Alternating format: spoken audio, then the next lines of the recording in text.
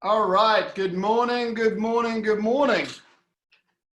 Happy Tuesday.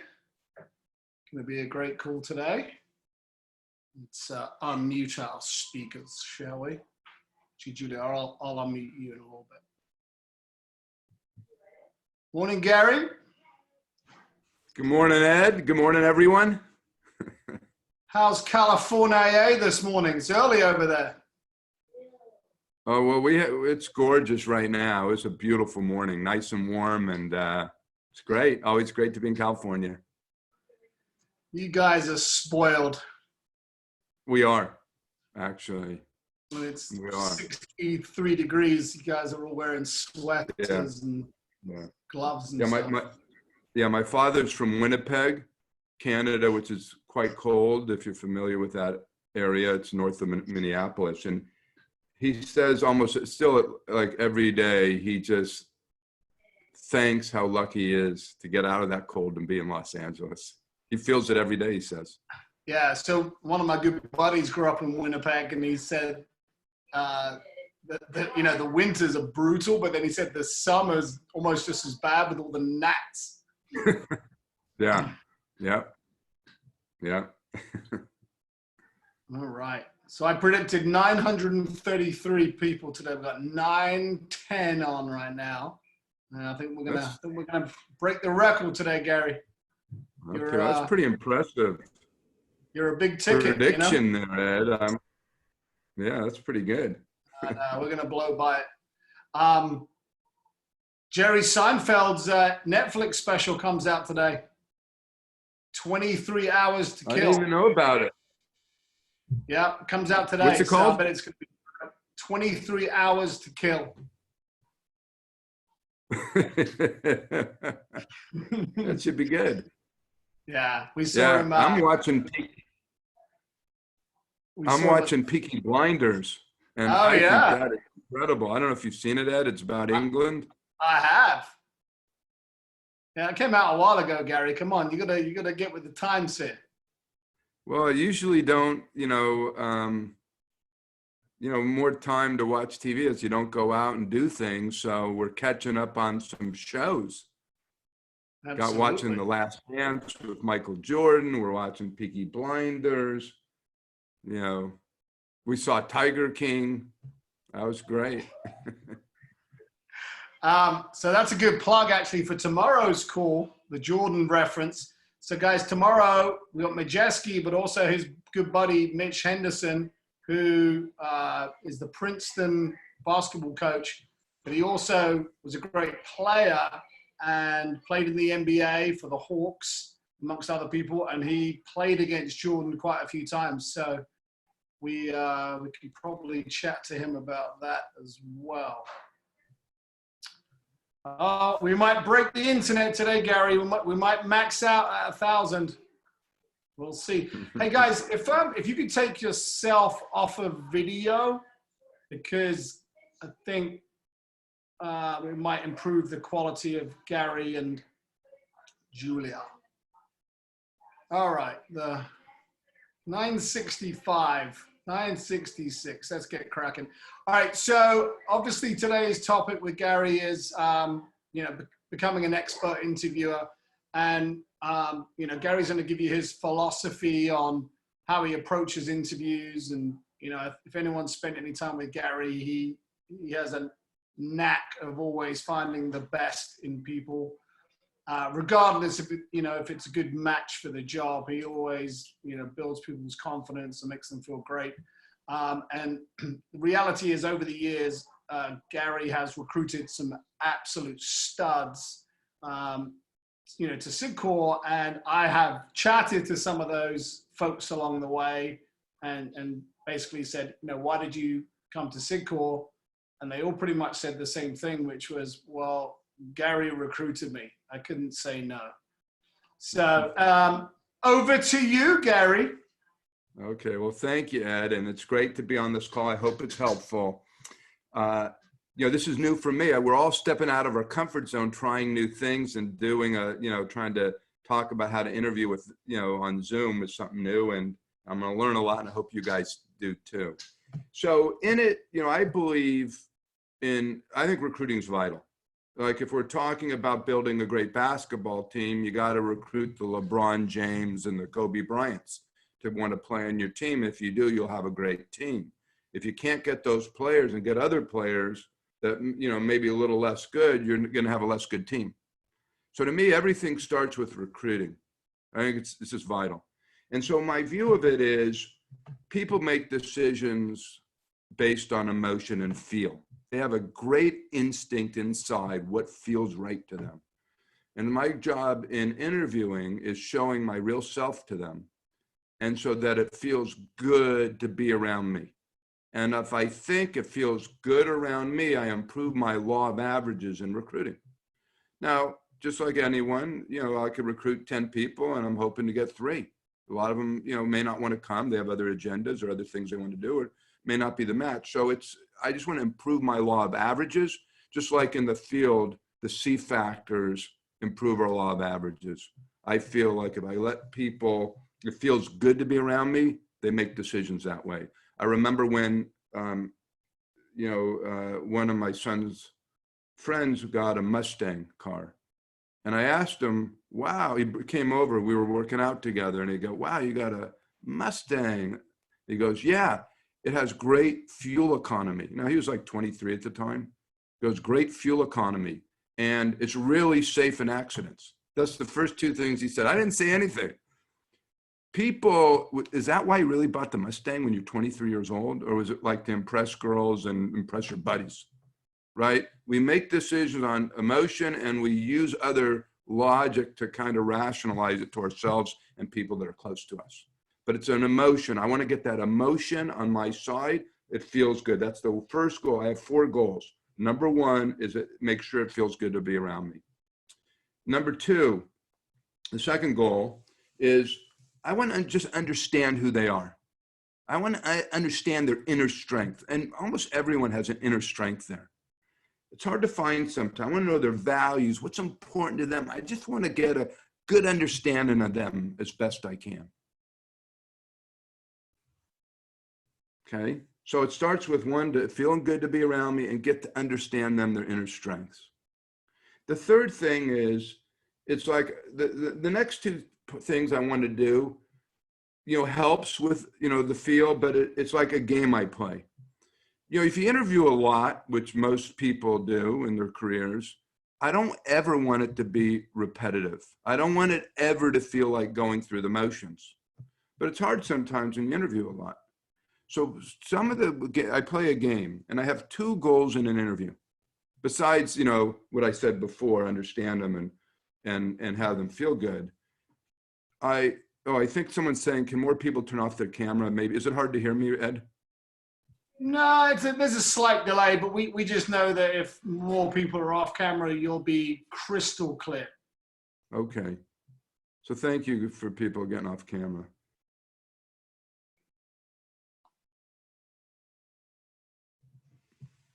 Okay, so again, I play like a game. I have 2 goals in the interview. Besides the 2 I just said, 2 more goals. 1 is what I want them to light up like a Christmas tree. Some question I ask that you could see, they're all kind of stiff, nervous, because it's very nerve-wracking to be in an interview. And they're trying to give all the perfect answers they read on the internet to what to say. So they're real stiff. And then I ask them some question and the real personality comes out. And they start explaining and they light up and they went from this to like this, and you could see you got them a question that means something to them. If I could do that, okay, good. That's 1 thing I did. Check. You know, I want to try to do that. The second thing I want to do is I want them leaving the interview, whether they want to work for me or not, with more spring in their step, more confidence who they are. I pointed out something to them, the kind of, maybe the kind of stuff I didn't see, a strength in them that makes them feel, hey, when I go to that next interview, I'm going to crush it. I am this, you know what I mean? So again, now why? Why is that so important to me? Especially sometimes it hurts me. It gives them more confidence in the next interview. I don't know, because I believe what the business I'm in and the business I love and have passion for is the people development business. And whether someone works for me or not, whether I meet them in the grocery store or not, whether the one-on-one I did with my nephew for an hour, who doesn't work for me, but help him his career. He's a great young executive in the music industry. I just have a passion for that. So if I could help someone feel better about themselves, whether I never see him again, I did my job. I feel great about it. So again, summarize my focus on the interview is have them feel good about me, increases the odds they want to work for me. 2, I want to understand their inner strengths, who they really are, and their values and what's important to them. 3, I want to light them up like a Christmas tree, talk of something that means a lot to them. And 4, they're leaving with more spring in their step, feeling good about themselves. Now we're going to role play at the very end of it, and I'll show an example of what I mean by that. Okay, but that's how I'm looking at. Now, for me to do this well, oh, we're not there yet, Ed. We're not on the screen share yet, but we'll get there soon. For me to do this well, I need to be relaxed. I need to be curious. Okay, and if I'm rushing because I got to get through the interview, it won't work. I got to be what's called genuine encounter. Nothing else is in my mind. The world, nothing else in the world exists except the person I'm talking to. Okay? It's just, I got to be in the zone, so to speak. It's just no different than when your child, you got to, you see him, you got to be in the zone. You can't be thinking about all the things you got to do later in the day or whatever, or you got to be just with them. Same thing in an interview. It's just 100% genuine encounter. And it takes time to learn it. And a lot of these things take time to learn. It's like learning the field. It just takes time to get good in the sales. Not that long, but a lot of repetition. Same with this. The other thing I got to do is ask more, I got to ask questions more, listen more, and talk less in an interview. When I first started interviewing, it was I would speak like 90, 80% of the time when I was first starting an interview. And it didn't go well. Then I got to the point where I'm like less than 50-50. It went a lot better. If I could be like 30% of the time talking, 25%, 20, that's even better. So again is ask more questions, listen more, talk less. And it's the follow-up questions are the key. The follow-up questions are where the gold is. And I'll demonstrate that in a bit. Okay, we're in the people development business, in my opinion. So it starts the first time I meet someone. To be great in people development, you need a great relationship. It starts when I first with them, I'm starting to build that relationship, to understand them, build that rapport, and make them feel safe around me, and the feeling that it's good to be around me.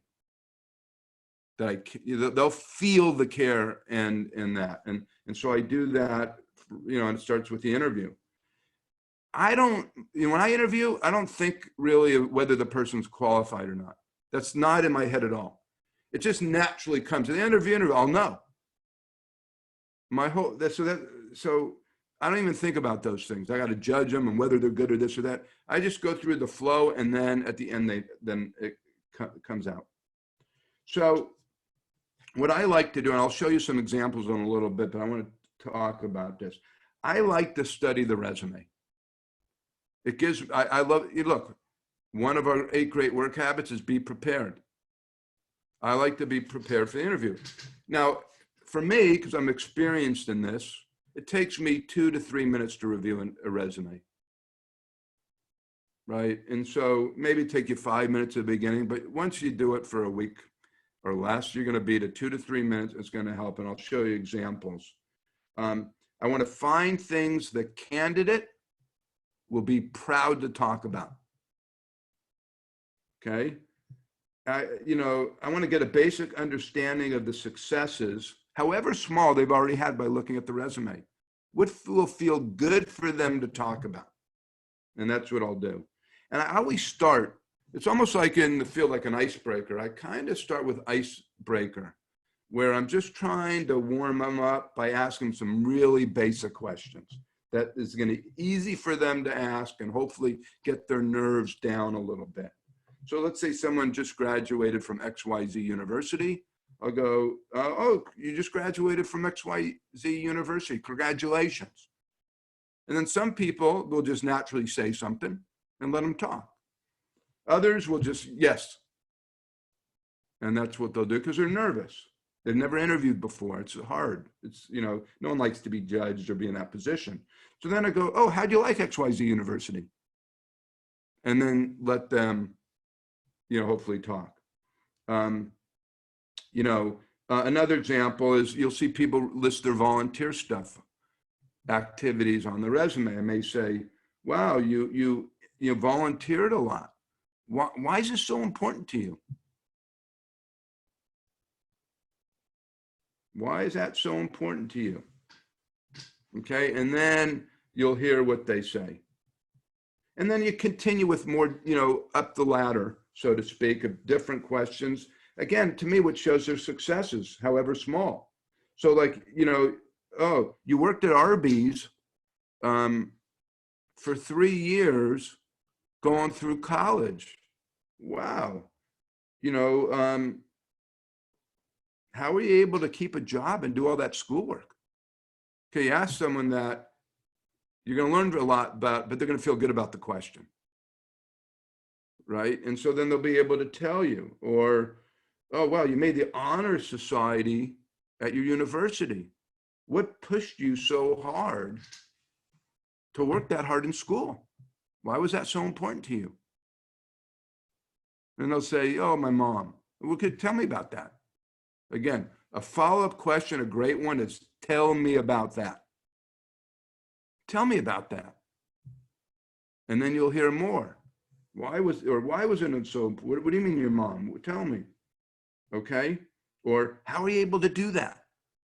That's a good follow. How are you able to do that? Or why was it so important for you to strive like this? You know, I like those follow-up questions. Now, a lot of times, you know, it's, you know, I have my standards. My standard questions that I'll use, especially if I'm struggling to get the conversation going or connecting with the person, which happens, you know, sometimes. So I'll say that my biggest standard is, what's the biggest challenge you've ever faced? Again, they'll answer the question, but it's the follow-up question. Why? Tell me more about it. How did you figure that out? Would you learn from that? Okay. Those to me is, and it's so fun. I love interviewing because of that. It's like learning you know, we love watching, we're talking about Peaky Blinders or other shows. You know, but why? We're curious of the characters. We want to know what happens. We care about them. They're fictional. They don't even exist and we care about them. There's a real person in front of us. And we get to almost watch a movie on them, like a short documentary about the awesome, you know what I mean? I just love that. So anyway, so I'll ask someone, you know, what's the biggest challenge you ever overcame? This is going to happen probably half the time. They're going to look, or not a half, like a quarter of the time. They're going to look like a deer in the headlights. They're going to be like, they're not going to know how to answer, and they're thinking and they're nervous. And I'll just say, hey, first thing that pops into your head.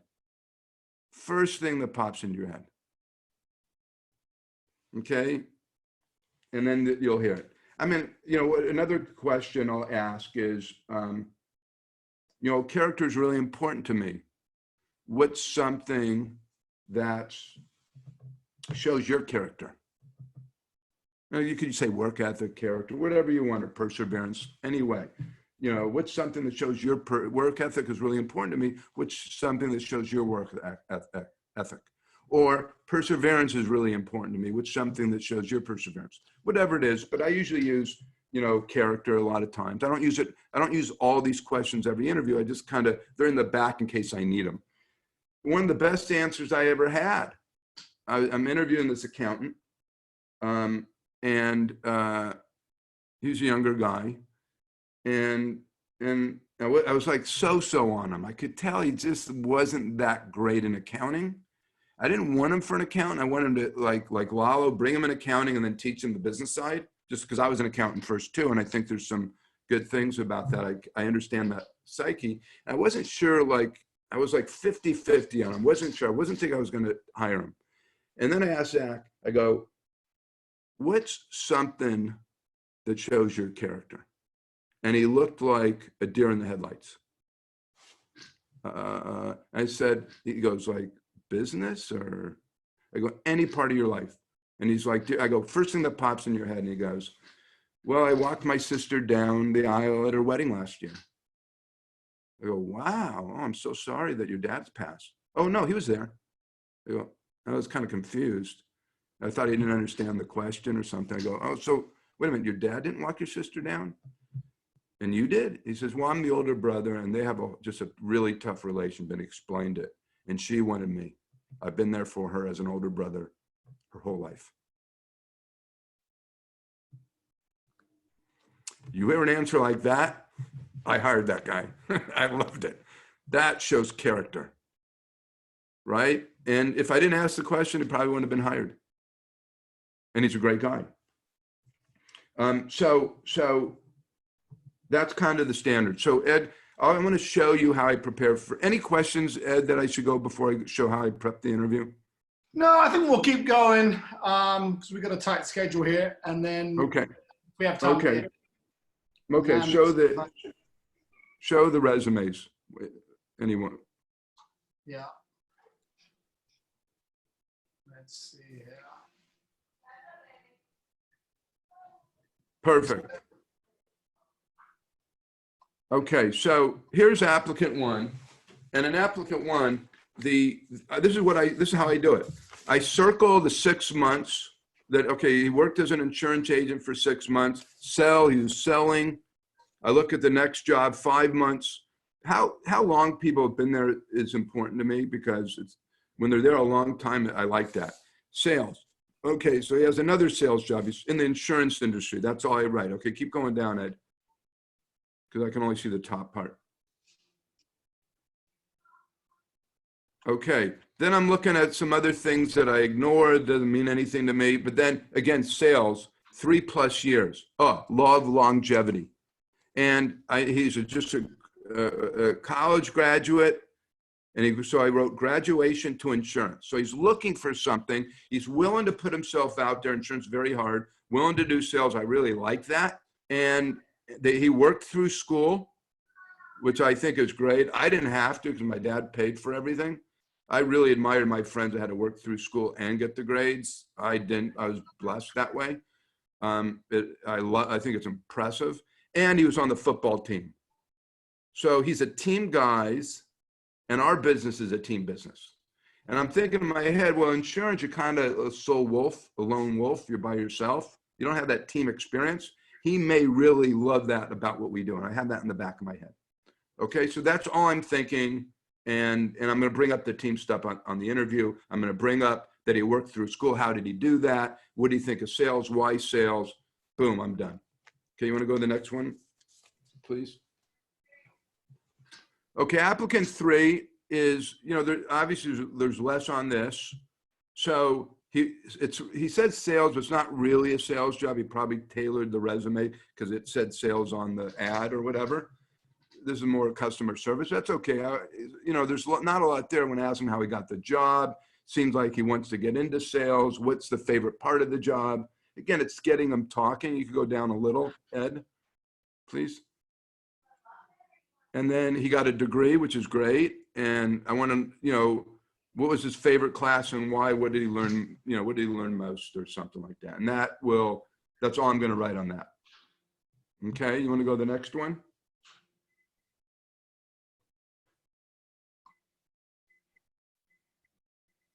And again, I'm not spending a lot of time, as you could see, but it gives me some great, I love this one with this person wrote, to excel in any situation I'm put in. That they want to excel already, I go, yes, I love that. Now, the interesting thing, I could help this person because I say in any situation I'm going to be put in, now I'm going to teach them over time, not day one. I keep these resumes forever. I'm going to teach them how to be proactive, to go after what you want. Life doesn't happen to us. We make it happen. I'll be able to teach the person. I don't have to do in the interview, but over time, I'm going to get this person and they want to excel. Boom. Be efficient and safe when I'm in the workplace. Again, I'm thinking this is probably someone that may, may not have as big of dreams as they need to have. They just want to do a good job at what they're doing, which I love. And then I'm going to have to get them to dream bigger. But I love that they're on the honor roll in high school. Again, excellence. I could see them. State champion 2 times. I'm not sure in what, but they said some athletic stuff. I see crew.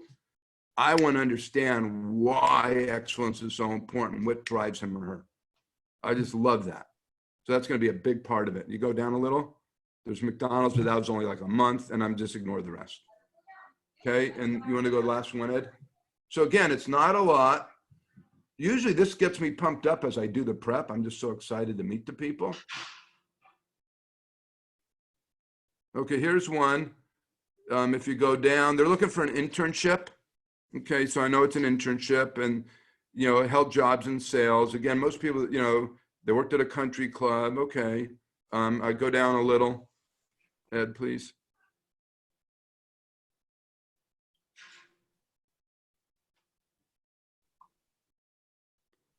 Okay, so they're going to school and they're working at the same time. So I want to ask about how to balance work and school. They played baseball and golf. Okay, I'll do that. I don't, and I know it's probably not like politically correct to say, but the internships are not as big to me as getting people now. But in any event, I still want to do it. So that's kind of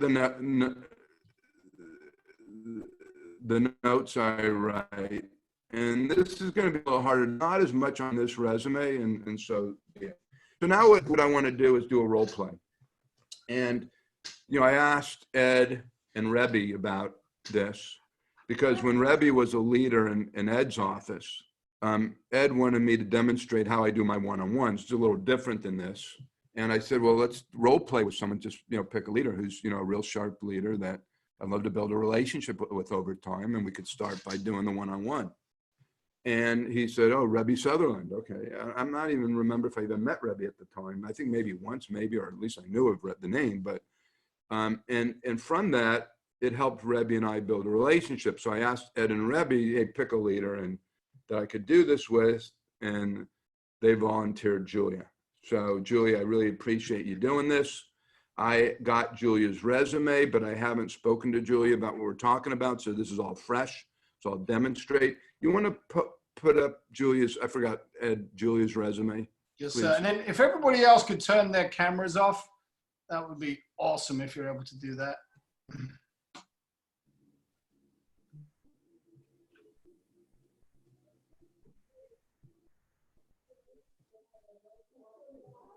See that okay, Gary? Yeah. So in this is how I kind of, this is how I reviewed Julia's resume. Now this resume has a little more to it than a lot.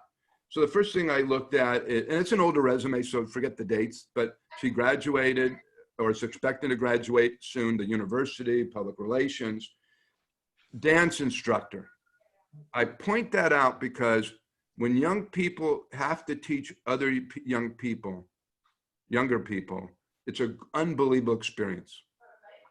I think it's whether they're at a camp like Brandy was. Whoops, I did something. Is everything okay, Ed? I just hit a button. Yep. Okay. Like Brandy was with a Gray Eagle. Those kind of experiences are amazing for young people. The longevity of it, like almost 8 years. I love longevity. Now, I didn't have it when I was that age. I was the opposite. So my resume wouldn't look so good, but I do like it. I appreciate it. It took me a long time to develop it. People already have it going in. I think it's great. I like the competitive dance. Competition brings the best out of people. She teaches, she mentored. She designed a mentorship program. I don't even know what it is, but it shows initiative. So those are the etiquette. I'm into etiquette.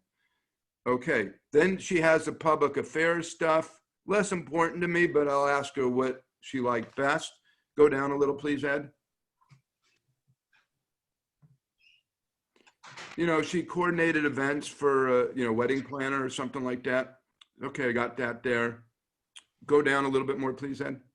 I love this honor society thing. I'm not sure what it is, but so I'll ask about that. And she's in a sorority, which is great. Good. And then she's on the dance team in college. What? So I said, dance is a big part of life. Why? Biggest challenge, what she learned from it. Why longevity at Kim's? That's all the preparation I do. Okay. So now we'll get into it. Okay. So I'm going to time it too to see how long this takes actually. Julia, nice meeting you. Hello. Nice to meet you too. Okay, good. Well, I'm looking at your resume and I just love the longevity at Kim's dance studio. I mean, for a young person, I was the opposite. I wanted to develop, I wish I had that longevity when I was young, but it sure helps that consistency to be successful. You got that early. Tell me about this whole story. Why dance? How'd you get into it? How'd you get teaching? Tell me your story. Yeah, so I'm actually from a pretty small town. So I started dancing at Kim's when I was 3. I started there because my mom took class there. So it's just kind of one of those small town things. Started competing at the age of 6, and then I competed all the way through high school, and then continued on in college. But I started working at the studio when I was a freshman in high school. And I just started teaching some like simple combo classes, started with the younger girls, kind of had to prove myself to Kim to move up to some of the teen ages and senior ages. And then by the time I was a junior in high school, I did a piece for our recital, and she actually really liked it and allowed that routine to start competing the next year. So it was really cool for me. I've always loved dance. I love the atmosphere at Kim's and the environment. I grew up there. The girls, I still coach them. So I've been with them since they were in 3rd grade, and they're juniors in high school now. But it's just really fun for me to see their growth, and yeah, I just like it. It's a big passion of mine. And I like to see kind of the final piece at the end of the year from when we started. Yeah. Is it like Dance Moms or something? You ever see that show? Is it like that? It is a little bit like Dance Moms, the competition world. I will say our studio was not like that. There are definitely some people we've competed against that are like that, though. Now, you did dance. I had a daughter that did competitive dance through high school, but she was more traditional, like, tap, jazz, and ballet. And you have dance and tumbling. And so it seems like it has more of a gymnastics feel or something. Yeah, so I actually grew up doing dance and tumbling simultaneously. So it was power tumbling, which is basically just like the floor of gymnastics. And then I would compete with jazz, tap, hip hop, lyrical, all of that stuff. Kind of at the same time. The seasons are different. So it was busy, but fun. And then in college, it was like the Palms team. And then we had a competition team where we would do jazz and hip hop. Okay, got it. So, I noticed, it takes a lot of time dance. Yeah. Like a huge amount of time. Yes. How'd you be able to balance your schoolwork with all the dance and teaching the dance even? Yeah, it was a lot for me going into college. I kind of had to get adjusted to a new state, a new school. But I think it just all came down to discipline and a good schedule. I would wake up at 7 every day, study a little bit, go work out, do my classes until about 2. And then we'd have practice every night from 5 to question mark whenever our coach thought that we did a good enough job. But I would get to the studio around like 3 or 4, finish up any homework, stretch, work on any skills that I felt I needed to work on. And then I would just kind of repeat that process Monday through Friday. Then every Saturday we would have a football game or a basketball game, and Sundays were kind of the off day. But yeah, in terms of choreographing while I was doing that, I would kind of have to drive back home, go watch their competition, be the coach for them, drive back Sunday night late, and then kind of repeat the process. Wow. Wow. So, like, how'd you survive that? That's like an intense schedule. I think half of it was I was 18 years old when I started doing it, so that helps. But I don't know, I think when you're really excited and passionate about things, you just don't get tired because it's an adrenaline rush. And seeing the girls do well and feeling myself progress throughout the dance team in college was just enough fuel to keep me going, I think. So it sounds like I'm kind of hearing two things that really drive you. Mm-hmm. One is seeing the girls progress, like Yes. helping those young girls and building that relationship and developing them and mentoring them, and also seeing your own progress in your own dance. Yes. So where does that come from? Why? Why is that so important to you? I think growing up, I always just kind of saw that example in my parents. My mom's a preschool teacher, so I think that's where I get a little bit of like my mentorship and coaching ability. And my dad kind of started off in sales actually, and then built his way up to be running his own company now. So when we were little, I saw him work a lot. And as we got older, his summers kind of started consisting of taking customers to the golf course, which I thought was cool. So I think that's where a lot of like my work ethic and drive comes from. Yeah, you should play with Ed. Yeah. So you have great, it sounds like unbelievable role models. Yeah, they're great. And they really are part of driving you. Yeah, for sure. So I would say that's like my main motivation. I just feel like they've given me so much, so I want to be able to give back. Yeah, that's really nice. I'm sure they're real proud of you. Yeah, I hope so. Sure, I'm sure they are. So now you are entering the job world. You've had some experience in PR and in event planning. Mm-hmm. What's most important to you think? What do you want?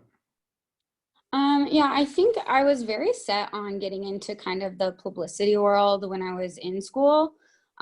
Just kind of the main thing that I realized within my internships was that it was kind of always catering to somebody else. And there wasn't a whole lot of growth potential within the PR world.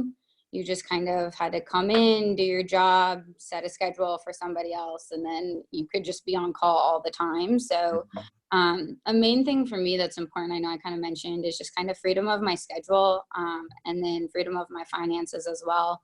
That's why the business world really kind of intrigued me from the start. I just felt like it would fit the lifestyle that I want a little bit more. Yeah, kind of like your dad.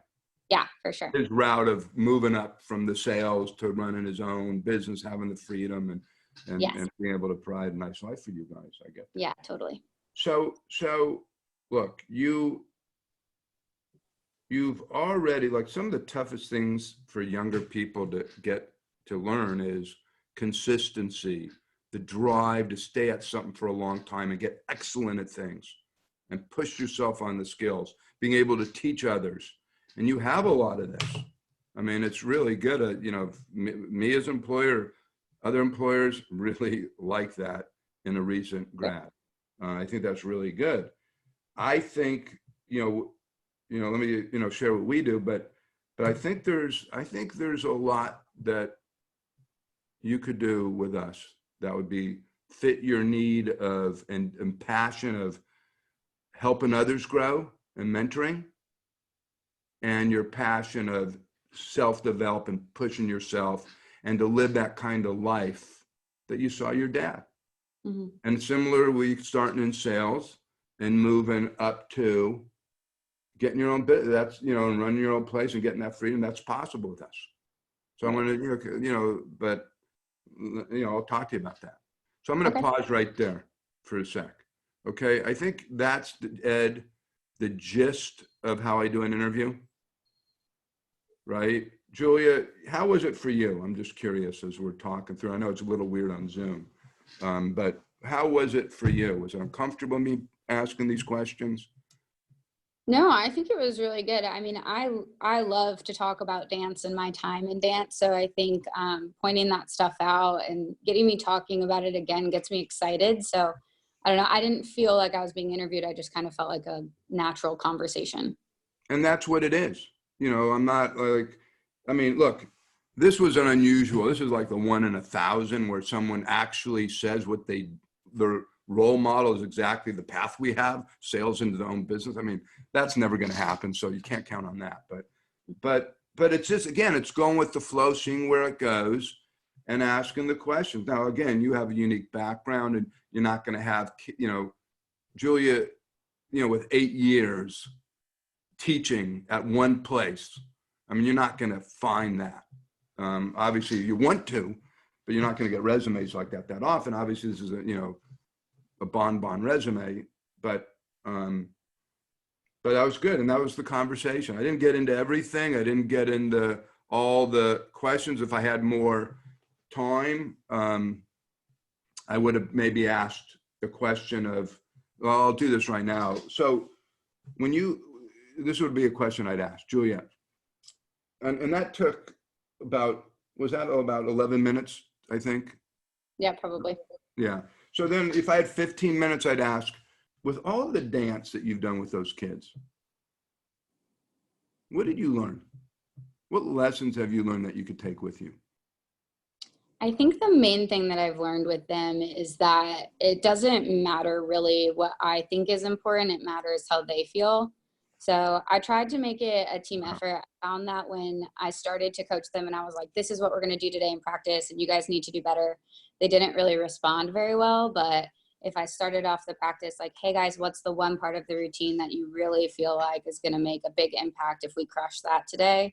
Then it was more of like their idea and a uniformity within the group, and they were more excited to show up to practice and more open to my. That's a great lesson. And it shows that you could figure that out. You'll be really good at coaching and developing people. It's the same, no different with kids than adults. Obviously, you got to use more, a little different, but it's the same concept. And it's unbelievable you have this experience so young. Look, you've done dance a long time since you're 3, all the way through university. Mm-hmm. In dance, what was the biggest challenge that you ever overcame? What was the hardest thing you had to get through? Yeah, I think the hardest thing was actually my freshman year. I remember going into tryouts, and like I said, I was from a small town, so our studio practiced 4 to 5 hours a week. And all these other girls I was going up against were top FDC studios, and they practiced 20 to 30 hours. Half of them are homeschooled just to compete. So I remember getting into finals and just being like, all the odds are stacked against me, but at the end of the day, like I guarantee you no one wants this more. And once I got onto the team, it was kind of like a big culture shock for me because I was kind of like a big fish in a small pond at my studio. I was always front and center of the routines. And then when I got to Mizzou, it was, there were a lot of girls that were better than me, and I was like the back right corner. And it was like a hard pill to swallow, but at the end of the day, I think I got mad about it at first and I started to blame everybody else. Then I realized that wasn't getting me to the front row. So I just had to work harder. And by the end of the year, I got back to the front, which I was excited about. Wow. But yeah, I think that was the biggest challenge. You go from being the best to being not the best, and it's just a culture shock, like I said. That is awesome. And because you're always in the real world going to be doing things that you've never done before, and you're going to be in the back row every time. And you're going to work your same, and you know how to do it. You know the formula. Yeah. So what pushed you so hard? Why did you stop? But what explain that to me. Yeah, to be honest, I think when we started, they kind of told us, you're freshmen, so you're going to be in the back. But what happened like 3 months into the season is there were some girls that were freshmen that were starting to get moved up to like the second row, third row. And I was like, wait a second, we're supposed to be on the same playing field here and they're doing better. So I don't know. I'm really competitive. I don't like to not be the best, to be frank. So I think seeing them kind of get stuff before me pushed me, and I just started working harder. Yeah, that's great. Hey, Julia, all those experience in dance, you just keep doing that in the business world, you are going to do great. That is a great story. Okay. So anyway, that was kind of it. Ed, I can't read the chat. So I know there's a lot of chatting going on, but I'm in the zone. Yeah, so this is great. And hopefully everyone can see how Gary can basically recruit anyone to come work with him, because like I feel great watching this. I'm not even involved. A lot of the questions are, how do you explain the business, Gary? Which may be a little different running SQL than running an office, but can you do the second part of the interview? I haven't really, I don't have the same experience in that. uh,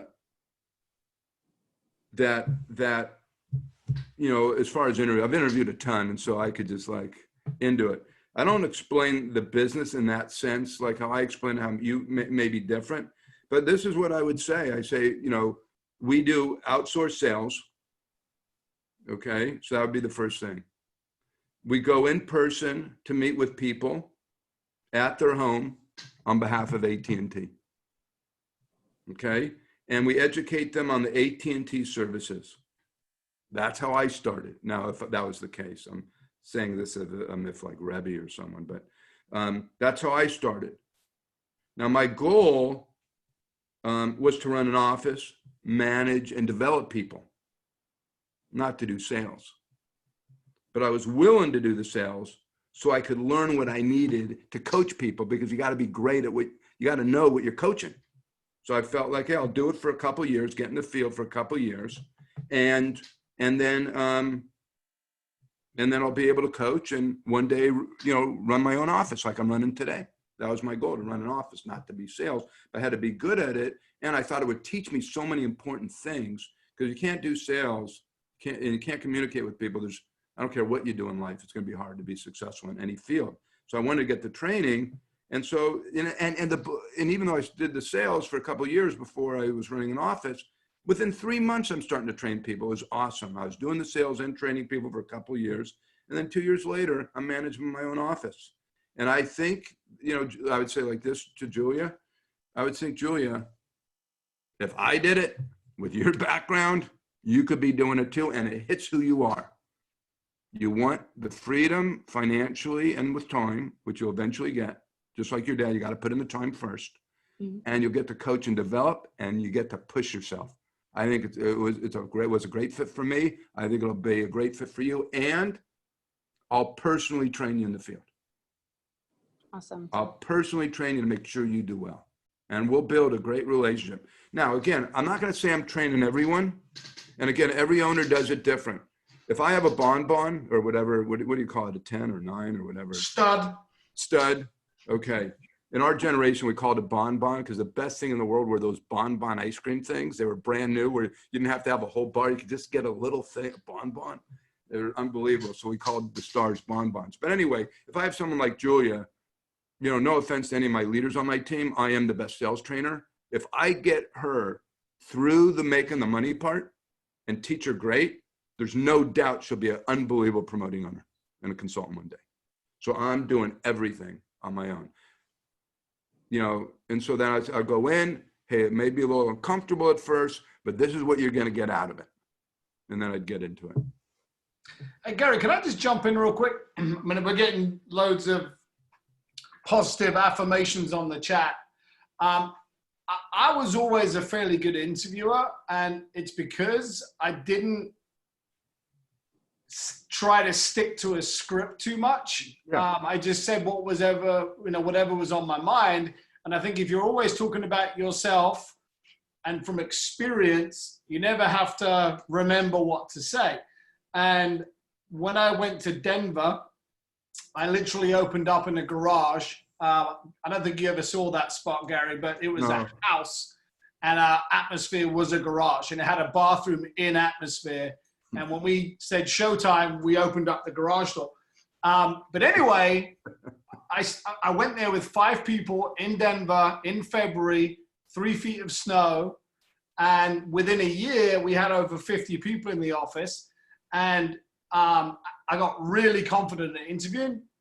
But one of the things I would say to people is, look, a year ago, I was bartending and playing golf. And now I'm running my own office. And by the way, this is a temporary office. Moving into a new place. But it was just like there was no bullshit. I was bartending a year ago. I started off doing the sales. I got trained and developed.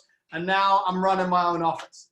You know what I mean? Yeah. As long as you're telling the truth, yeah, you never have to worry about anything. And look, if you've been in the field a little bit longer, talk about that. I've been doing this for a couple of years or 2.5, whatever. And to be honest, maybe I was a slow learner. I made some mistakes, but I learned from it. And that's going to make me a much better manager in the end. Again, it's just whatever your story is. So yeah. think it's so important because a lot of leaders, Gary, they like read, oh, this is an interview, and it's cardboard cutout. Right. Now, again, you know how when you first do in this field and you're more robotic at the beginning, then you build, you got it all, you get your confidence, and then you go more, you know, conversational. It's same thing with interviewing. At the beginning, I was very stiff. And then I learned how to go. I still have a structure to it, but it's not a straight jacket. There's certain, you know, that's why I do the prep. It gives me some ideas. I didn't talk about everything, but I want to go with the flow of the conversation. Now, what I do with people, and I have done for always, is I set an expectation that I know they're going to make. So even if it took, you know, I would always talk 2 years or 3 years in running an office versus a year. Because if I say at the beginning 2 years and it takes them 2 years, they're fine. If I say them at the beginning of a year, after a year and a half, they think they don't have it. And again, it takes a while to learn how to do it. But I love that flow, and just tell your story. And if you look at my interview, I didn't have to say anything about me. Right? It's all learning about the person. And what's everyone's favorite topic? Themselves. So let them talk about their favorite topic.